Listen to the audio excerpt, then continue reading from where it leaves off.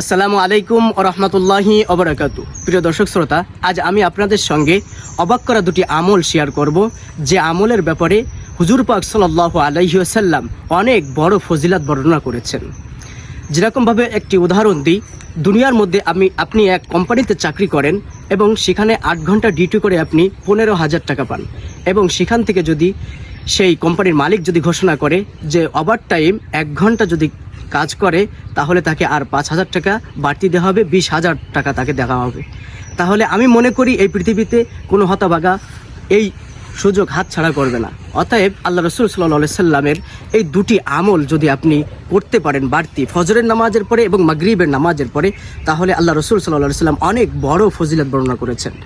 যেরকমভাবে প্রথম এক হাদিসে আল্লাহ রসুল সাল্লাল্লাহু আলাইহি সাল্লাম বলেছেন, যে ব্যক্তি ফজরের নামাজের পরে এবং মাগরিবের নামাজের পরে ছোট্ট একটি দোয়া মাত্র 7 বার পাঠ করবে, আল্লাহ রসুল সাল্লাল্লাহু আলাইহি সাল্লাম বলেছেন ওই ব্যক্তিকে জাহান্নামের আগুন স্পর্শ করবে না।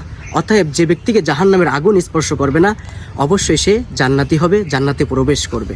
দোয়াটি হলো আল্লাহুম্মা আজিরনি মিনান নার। আমি আবারও বলছি, আল্লাহুম্মা আজিরনি মিনান নার।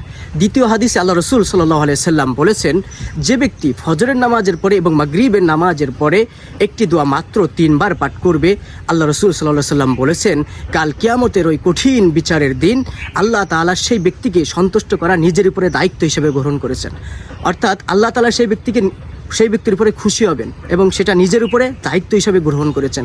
আর আল্লাহ তাআলা যে ব্যক্তির উপরে খুশি হবে, অবশ্যই আল্লাহ তাআলা সেই ব্যক্তিকে জাহান্নামে দিবেন না, অবশ্যই জান্নাতে প্রবেশ করাবেন। কেননা কাল কিয়ামতের ময়দানে বলা হয়েছে সূর্য 1 হাত ওপরে থাকবে এবং এতটা কষ্টদায়ক হবে, সেই সময় আল্লাহ তাআলা সেই ব্যক্তির উপরে খুশি হবেন। কত বড় পাওয়া!